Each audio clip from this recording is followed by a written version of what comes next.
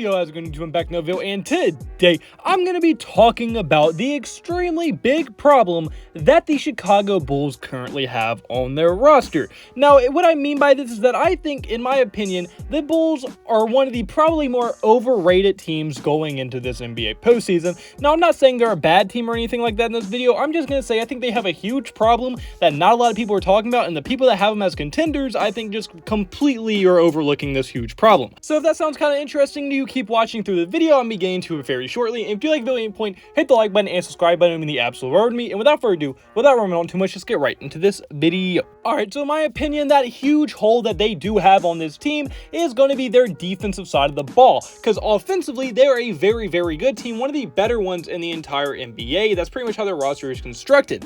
But unfortunately for them, with how that roster is constructed, due to how good they are offensively, they sacrificed a lot defensively, which is a huge reason why they are currently ranked the 22nd worst team in defensive efficiency, which is very, very bad and is a huge problem. And to make things even worse, with injuries to people like Patrick Williams and Lonzo Ball, their defense has been even worse, as over the last 30 games that they didn't have Lonzo Ball, they are currently 14-16, which is obviously under 500 and is not something you would love to see coming from a contending level team, or at least in a lot of people's opinions, a contending level team.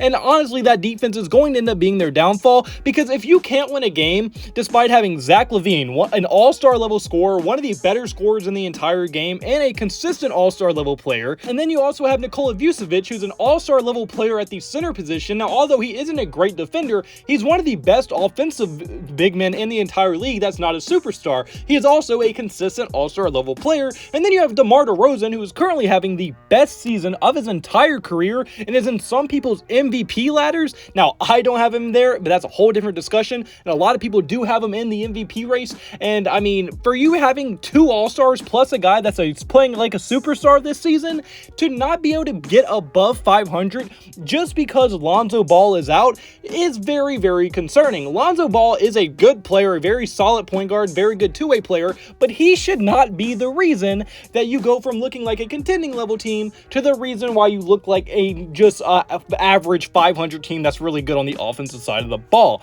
But that's not even really the main reason, because Lonzo is going to get healthier. There's been reports about Patrick Williams coming back, but even when they're fully healthy, honestly, this team is still a very, very average to below average defensive team, which is not looking good at all from a historic standpoint. As if you just take the last three NBA Finals winning teams, you would see that they are very good on both sides of the ball. You take last year, they had Milwaukee Bucks. The Milwaukee Bucks were very good on both sides of the ball. Then you have the Los Angeles Lakers. They were one of the best, if not the best defensive team in the league when they won it, and was a top 10 offensive team. And then you even look at 3 years ago, you have the Toronto Raptors, who once again was top 5 in both things, and they were both very, very good. In fact, the last time to go back to find a team that won the finals that wasn't at least in the top 15 of both categories, offensive and defense, you have to go all the way back to the 2003 to 2004 Detroit Pistons,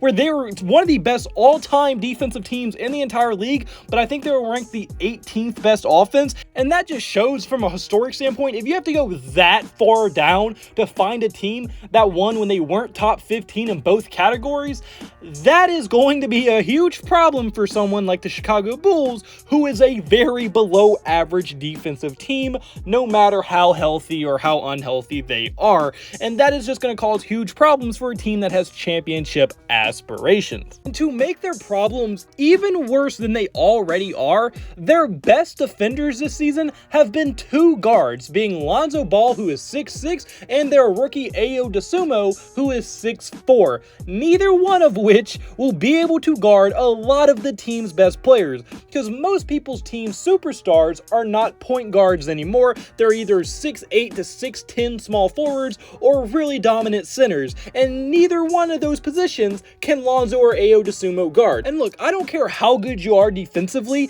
if you're a 6'4" or 6'6" point guard, you are not going to be able to guard some of the best scorers in the Eastern Conference like the Bulls are going to have to do. Like, no one on that team is checking Kevin Durant. Kevin Durant is cooking literally anyone. And then also the same thing with Giannis. None of them are physical enough to, or just good enough to guard Giannis at all. Hell, really, none of them are that good enough to guard Chris Middleton, but Dussumo and Lonzo can guard Chris Middleton. They can respectfully guard him. But Giannis and Kevin Durant are going to just smack them. Now, they're going to do that to everyone, but the Bulls legitimately have zero answer for Giannis or Durant. Most teams at least have someone they can put on him that is a solid enough defender to at least kind of put a respectful job. They don't. Like, Lonzo and Dussumo are great, but they're simply not big enough to guard Durant or Giannis. And those are two teams you're going to probably have to play in the Eastern Conference. At least one of them is either the Milwaukee Bucks or the Brooklyn Nets. And then to make things even worse, you're gonna have to play Philadelphia at one point, who you legitimately, Nikola Vucevic, he's a good all-star level player, but he's not the best defender, and he is not going to even be able to touch Joel Embiid, both of which are going to be able to cook anyone on that team due to how big they are and how good they are. Like, this team is just not going to be able to guard the best players in the Eastern Conference, which is a ginormous deal when you're an Eastern Conference playoff team trying to make a finals run. Like, if you can't guard the other team's best player, you're going to be in for a very, very long night or a long playoff run, or however you want to look at it. Honestly, I just don't see a chance for a team that's this bad defensively and also just doesn't have the right matchups for some of the best players in their conference, how they can possibly, outside of injuries, how they can possibly make it to the NBA Finals like a lot of people think. Now, although I have seen a lot more people kind of back down on the Bulls being legit contenders, there's still a lot of people that have them as legit Finals contenders, which I just don't think they can possibly be when they're that bad on the defensive end. Because, like I said earlier, no team in pretty much this entire decade has ever won the NBA Finals when they're either really bad on offense or really bad on defense, and I just don't think their offense is good enough to really make up for how bad their defense is, especially not in a playoff atmosphere where they're going to be having to win 4 games in a series. I just don't see it happening, and I don't think they're going to be able to do it. And ultimately, I just don't think their matchups are good. I don't think their team is built good enough to make the NBA Finals, and I think they still need a little bit more ways to go. Now, am I saying in a perfect world scenario that they could maybe make the finals in like a 1% chance? Maybe, but in all likelihood, if I was betting my life on it, they are not going to make the NBA Finals. I don't think they have a chance. If everyone's healthy, if every superstar is healthy, I don't see how this Chicago Bulls team is going to be able to make it out of the Eastern Conference. And then on top of that, if they somehow did make the NBA Finals, no telling who they would be playing out of the West. And out of the West, they also have a ton of unguardable players as well, which is going to cause huge problems as well. Like, I don't think they can beat the Phoenix Suns in a 7-game series.